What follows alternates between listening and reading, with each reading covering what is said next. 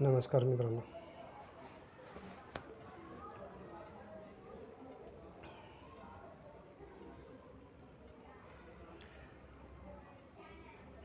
जागतिक पातळीवर सध्या 2 युद्ध सुरू आहेत. आपल्या देशाच्या नैऋत्य दिशेला आणि एक वायव्येकडे.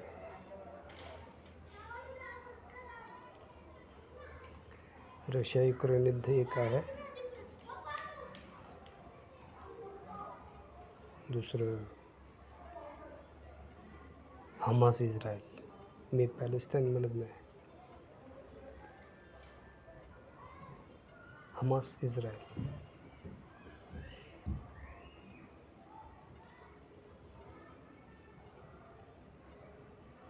माझ्या देशानं नेहमी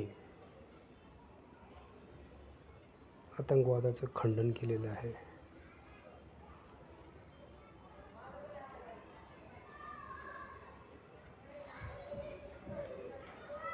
चर्चेतून मार्ग निघत असताना आतंकवादाचा आधार घेणं गरजेचं नाही. जर कोणी घेत असेल तर तसं करणाऱ्याच्या विचारात घोळ आहे असं मी समजतो.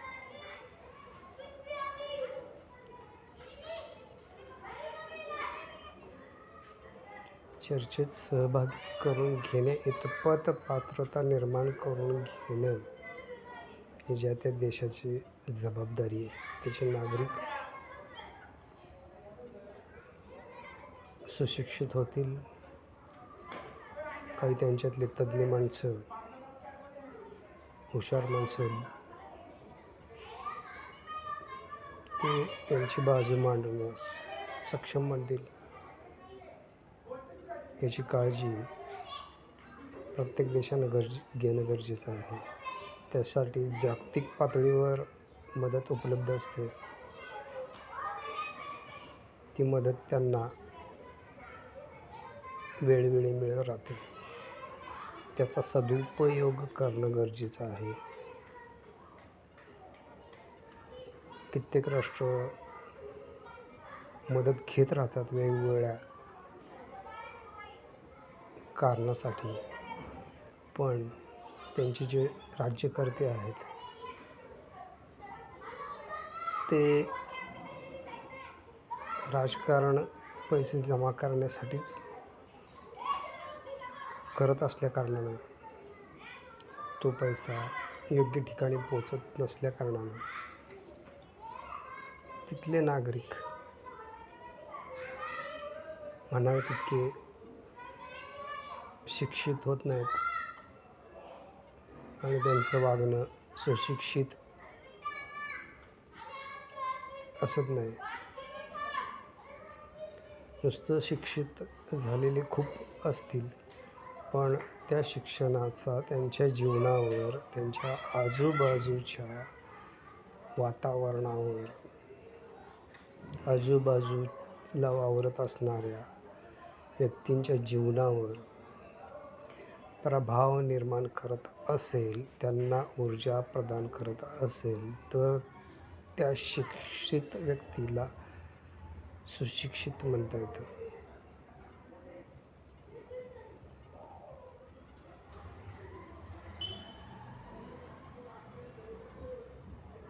शिक्षण ही एक प्रक्रिया आहे. पाठांतर करून पदवी मिळवणारे बहाद्दर खूप आहेत, पण मूळतः बौद्धिकदृष्ट्या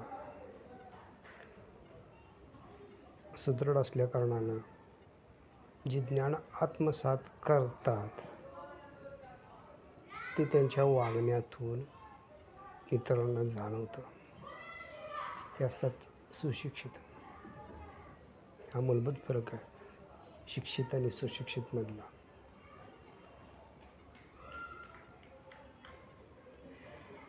त्या राष्ट्राची मदत तिथल्या नागरिकांना बाहेरनं येणाऱ्या मदती पोचवल्या नाहीत तर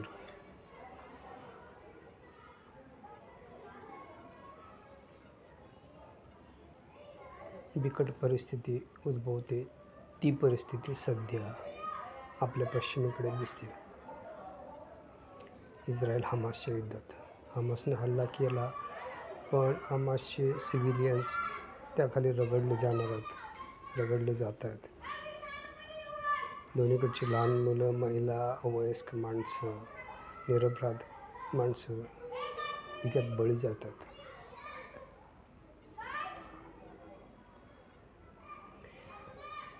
हे सर्व अनाकलनीय आहे. जेव्हा कोविड संपूर्ण जगावर राज्य करत होता, तेव्हा हे सगळे देश एकमेकाला मदत करत होते. परमेश्वराकडं प्रार्थना करत होते की लवकरात लवकर कोविडवर लस निर्माण व्हावी. सर्वांचं एकच ध्येय होतं की मानवजात वाचावी. ज्या पद्धतीनं माणसं मरत होती, त्याची जी गती होती माणसं मरण्याची, ती भयानक होती.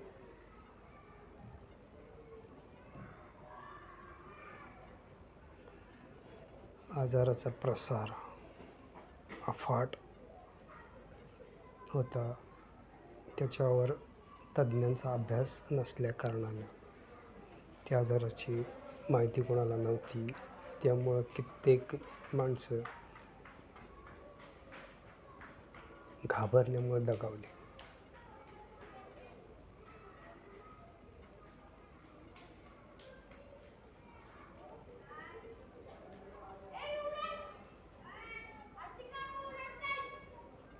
त्या काळात बरेच माणसं एकमेकाला मदतीला धावून आले.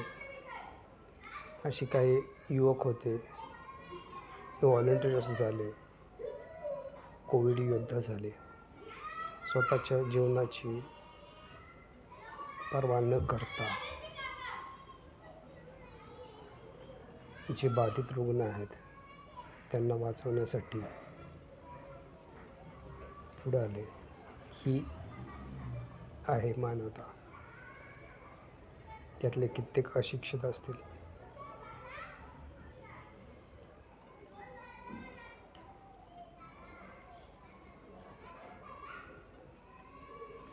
पण आजूबाजूला घडणाऱ्या घटनांचे, त्यांच्यावर होणाऱ्या संस्कारांचे परिणाम त्यांच्या वागण्यातून दिसत होते.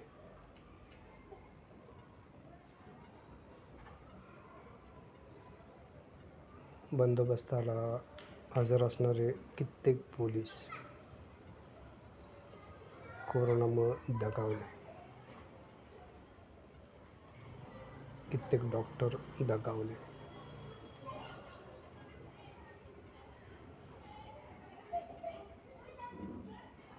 ॲम्ब्युलन्सवाले सदैव तत्पर असायचे रुग्णाला मदत पुरवण्यासाठी.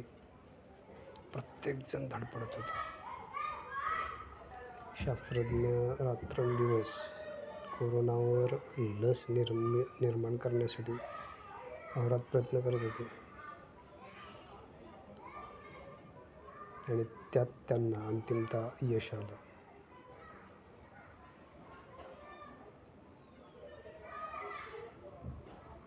मुंबईत असणाऱ्या आशिया खंडातल्या सर्वात मोठ्या झोपडपट्टीत फारशी जीवितहानी झाली नाही. शासनानं ज्या पद्धतीने यंत्रणा राबवली त्याला यश आलं. पण त्याहीपेक्षा मोठी गोष्ट, तिथं राहणाऱ्या माणसांना वेगवेगळ्या प्रकारच्या विषाणूंना तोंड द्यायची त्यांच्या शरीराला सवय झाली होती. हे त्यात मूलभूत कारण होतं. भारतातल्या लोकांच्या आहारात आयुर्वेदिक ज्या गोष्टी समाविष्ट आहेत त्याचा देखील फायदा झाला.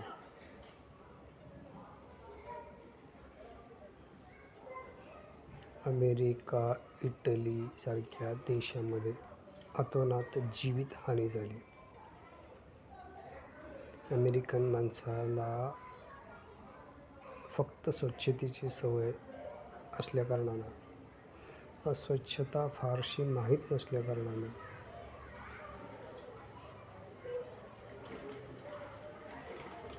त्यांच्यावर त्या विषाणूचा जास्त प्रभाव निर्माण झाला. मला एक मित्रानं सांगितलेली घटना आठवते. तो लहानपणी पावसाळ्यात गढूळ पाणी प्यायचा. त्याचं गाव नदीकाठी होतं. जे नळाला पाणी यायचं ते पाणी फिल्टर हाऊसला नदीतून खेचलेलं असायचं. त्याच्यावर प्रक्रिया जरी केली तर ते गढूळच राहायचं. ते गढूळ पाणी पचवायची क्षमता त्याच्या आतड्याला होती. त्याला वारसा हक्कानं पालकांकडून त्या गोष्टी मिळाल्या होत्या. त्याच्या जीन्समध्ये होतं ते. तो पचवत होता. शिक्षण पूर्ण करून नोकरीनिमित्त तो बाहेर फिरायला लागला. आंतरराष्ट्रीय पातळीवर फिरायला लागला. कंपनीत बिसलरीशिवाय पाणी पित नव्हता. घरी फिल्टरशिवाय पाणी पित नव्हता.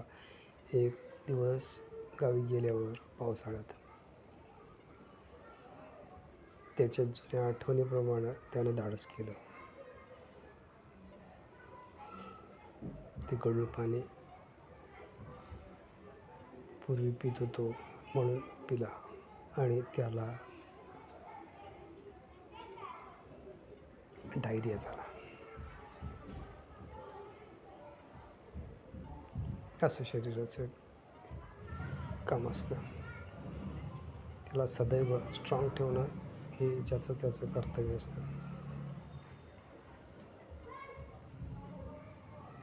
शिक्षण असू द्या, अवतीभवतीचं वातावरण असू द्या, शरीराला देणं योग्यरीत्या व्यायाम देणं असू द्या, वेळेवर झोप महत्त्वाची असते, ते पण गरजेचं असतं.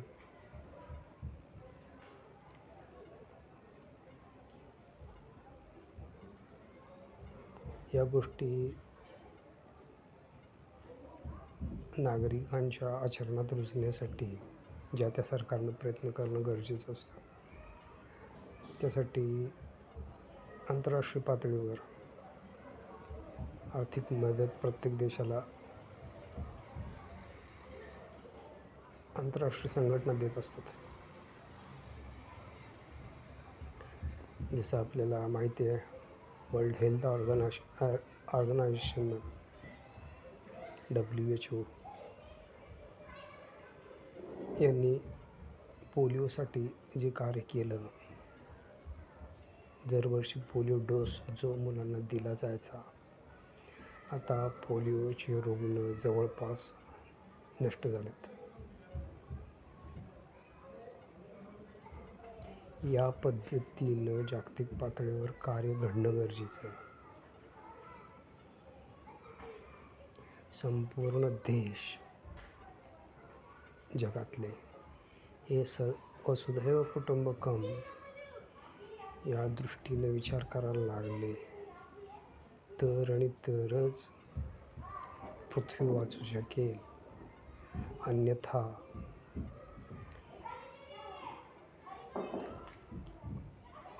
प्रत्येकाकडं या क्षणी जे प्रगत राष्ट्र आहेत त्यांच्याकडं जे अण्वस्त्र उपलब्ध आहेत त्याची मारक क्षमता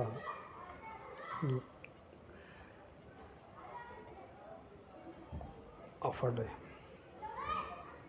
ज्याप्रमाणे आपल्याला माहिती आहे, दुसऱ्या महायुद्धात हिरोशिमा आणि नागासाकीवर अमेरिकेने जे अणुबॉम्ब टाकले, अनकंडिशनल सरेंडर करणं जपानला भाग पडले. त्याची व्याप्ती अफाट होती. संपूर्ण शहरं हिरोशिमावर एक पडला.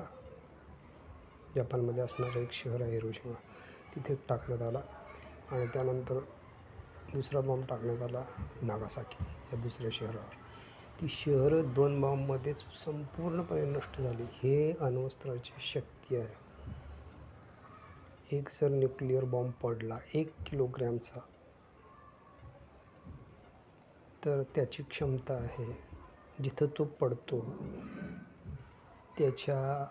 त्याला केंद्र मानून 20 किलोमीटरचं वर्तुळ काढलं. 20 किलोमीटर त्रिज्येचं म्हणजे 40 किलोमीटर व्यासाचं वर्तुळ काढलं, तर तेवढ्या भागात कोणताही सजीव वाचू शकत नाही. किडामुंगी सहित जनावरांसहित झाडं झुडपं असतील याची संपूर्णपणे राख होते. आणि त्या परिसरात पुढील कित्येक दशकं किरणोत्सर्ग झाल्यामुळं तिथं जी जीवनिर्मिती होते त्यांना त्या किरणोत्सर्गामुळं कॅन्सर होतो.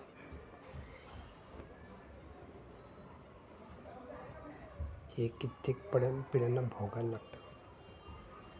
एवढी अफाट क्षमता अणुबॉम्बमध्ये आहे. देवदयेनं अजून रशिया आणि युक्रेनमध्ये अणुबॉम्बचा वापर झालेला नाही. रशियाकडं एका तासाभरात युद्ध संपवायची क्षमता आहे, पण काही देशाचे प्रमुख सतत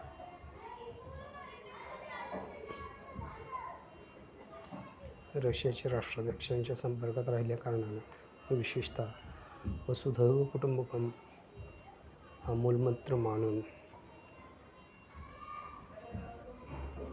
भारताचे पंतप्रधान माननीय नरेंद्र मोदी जे कार्य करत आहेत, त्या व्यक्तीच्या प्रभावाकारणास्तव आज तागायत अणुबॉम्ब पडलेला नाही याची मला खात्री आहे. कारण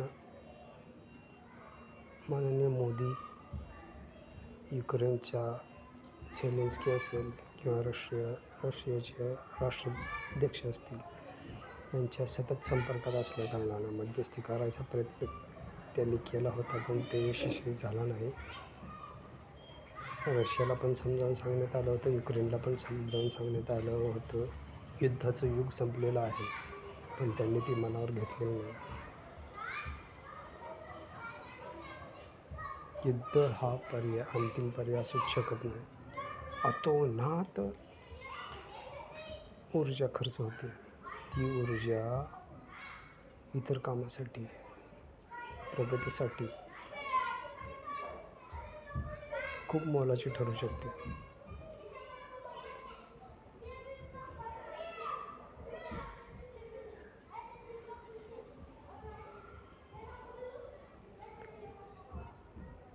ज्या पद्धतीनं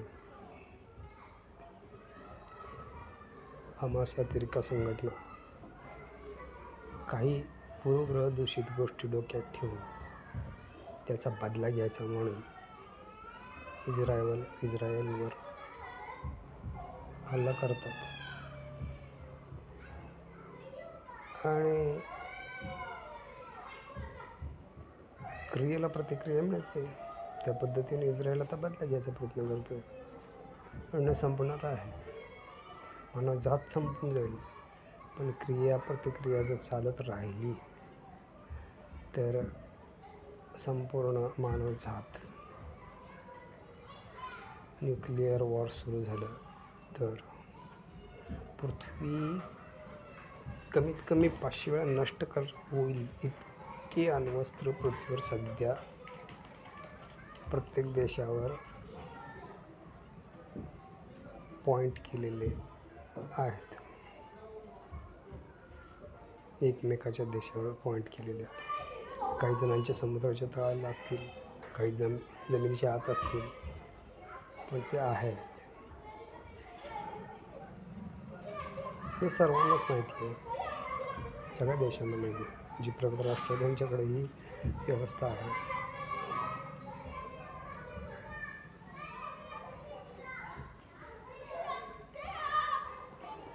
सगळ्या जगाने भारतासारख्या देशाचा मानवतावाद आत्मसात करणं गरजेचं आहे.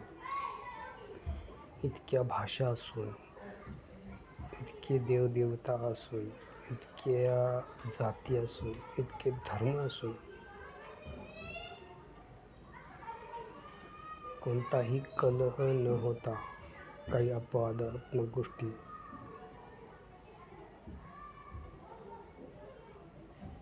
नजरेआड केल्या तर एकूण शांतता प्रिय देश अशी आपली प्रतिमा बनलेली आहे. याचं अनुकरण इतर देशांनी करणं गरजेचं आहे.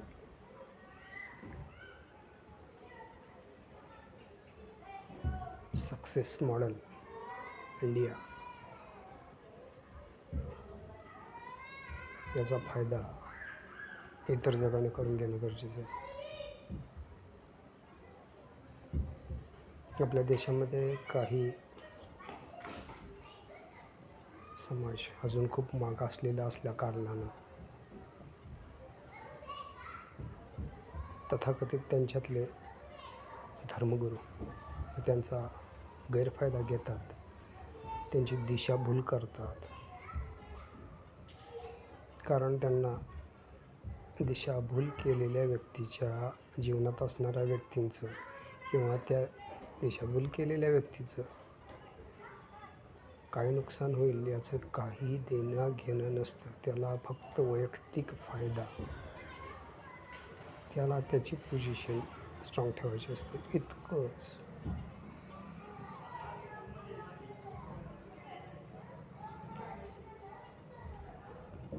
कोण काय सांगते हे समजणे इतपत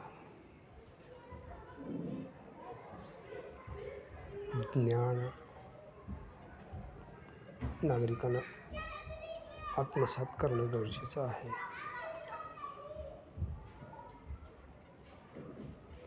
आणि त्याचं एकमेकाला सहकार्य करणं गरजेचं आहे. मागासलेल्या समाजातून पुढं आलेलं एक व्यक्तिमत्व त्या समाजाला खूप आदर्शवत आहे.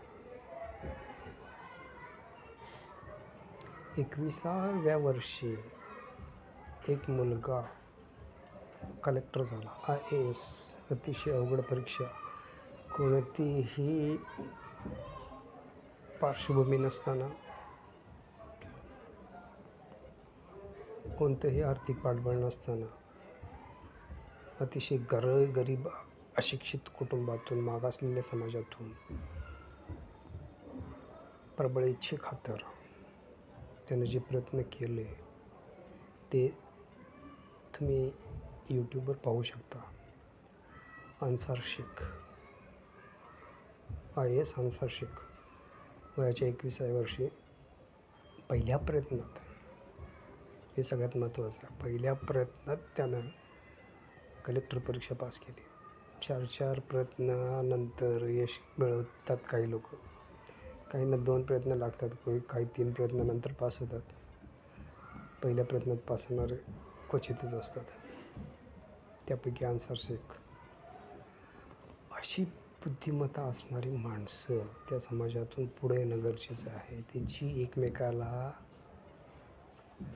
ऊर्जादायी ठरतील, समाजात आमूलाग्र बदल घडवतील आणि वसुधैव कुटुंबकम या संकल्पनेला हातभार लावतील.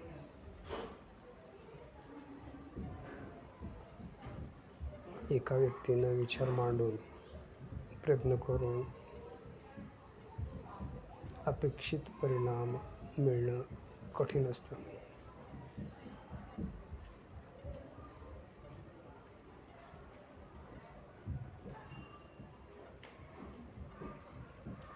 प्रत्येकानं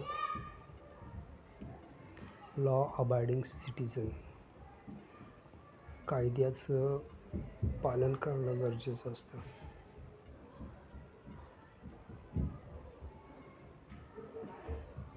समोरच्याला सन्मान करणं गरजेचं असतं. Give respect, take respect. आदर द्याल तर आदर मिळवाल. तुम्ही समोरच्याचा अनादर कराल, तो पण तुमचा अनादर करेल. नैसर्गिक आहे. मानवतेचा संदेश आपल्या देशात महात्मा गांधींनी दिला. त्यामुळं महात्मा गांधींना संपूर्ण जग मानते. या क्षणीसुद्धा आइन्स्टाईन म्हणाला होता, 400 वर्षानंतर गांधीजींसारखं व्यक्तिमत्व पृथ्वीवर होतं यावर कोणाचाही विश्वास बसणार नाही. हे वक्तव्य त्याचं होतं. पण ते वक्तव्य खोटे ठरावं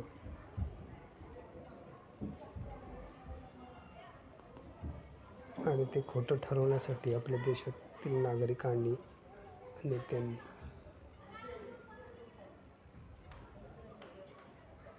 प्रयत्न करणं सुरू आहे. त्याला हातभार नागरिकांनी लावणं गरजेचं आहे.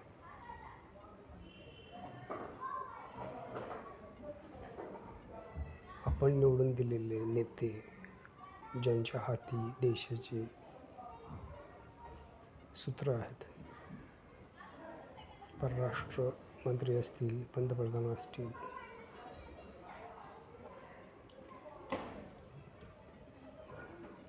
त्यांना आपण अधिकार दिलेले आहेत. त्यांची मतं आंतरराष्ट्रीय मंचावर मांडायची. आततायीपणे कोणीही आंतरराष्ट्रीय घडामोडीवर विशेष पडसाद उमटतील असे प्रयत्न करू नयेत.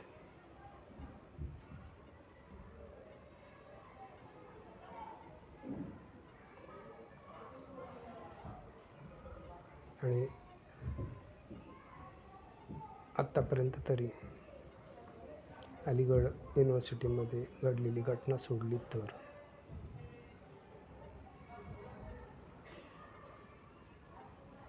एकूण वातावरण शांत पाहायला मिळतं. हे आनंददायी आहे.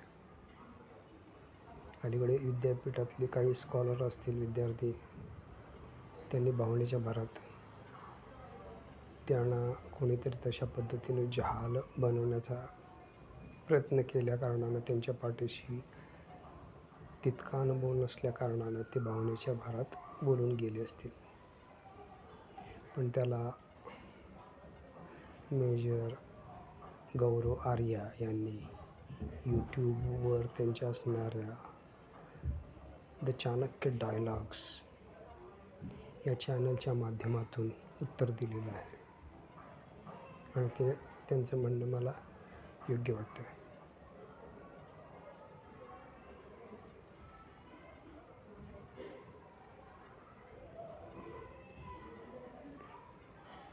देवाचे फक्त स्कॉलर जे स्टुडंट आहेत त्यांना या गोष्टीचा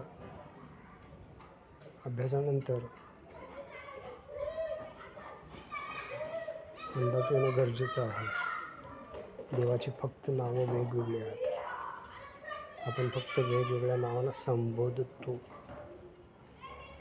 तो आजूबाजूच्या असणाऱ्या माणसाच्या माध्यमातून प्रत्येकाला मदतीला धावून येतो. तिथं मदत करणारा व्यक्ती किंवा मदत घेणारा व्यक्ती कुठल्या समाजाचा आहे हे महत्त्वाचं नसतं. आणि तसं असतं तर मुंबईमध्ये जेव्हा 2006 साली 26 जूनला जो ढगफुटीसदृश्य पाऊस झाला, मिठी नदीतून पाण्याचा प्रवाह निचरा न झाल्या कारणानं जी पूर परिस्थिती निर्माण झाली होती, तेव्हा रस्त्याच्या दुतर्फा वाहनात अडकलेल्या माणसांना मदत पुरवण्यासाठी धडपडत असणारी माणसं ही वेगवेगळ्या समाजाची होती. झोपडपट्टीत राहणारे युवक रस्त्यावर कमरे एवढ्या पाण्यात उभे राहून नागरिकांना, येणाऱ्या जाणाऱ्या नागरिकांना रस्ता लक्षात यावा म्हणून रस्सी हातात धरून उभे होते. त्या रस्सीला धरून रस्ता कुठं आहे याचा अंदाज घेत माणसं जात होती, येत होती. कित्येक माणसं त्यात मेली. ही मानवता आहे, ती आपल्या देशामध्ये आहे आणि ही रुजवायचं काम पूर्वीच्या माणसांनी केलेलं आहे.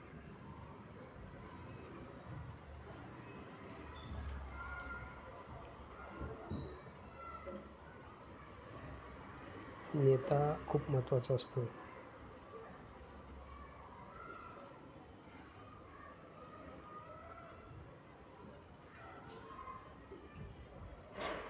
देव आहे या मताचा मी आहे, कारण माझ्याकडून ज्या गोष्टी उत्स्फूर्तपणे घडतात दुसऱ्याचं प्राण वाचवण्यासाठी,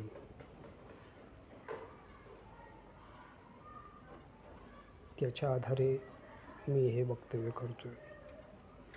पुढच्या व्हिडिओमध्ये तुम्हाला एक अनुभव कथन करेन. जेव्हा योग्य वेळ असेल तेव्हा.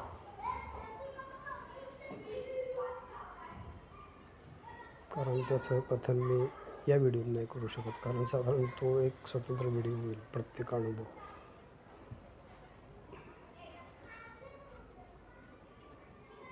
तर मित्रांनो, आपल्या सहकाऱ्यांची, आपल्या मित्रांची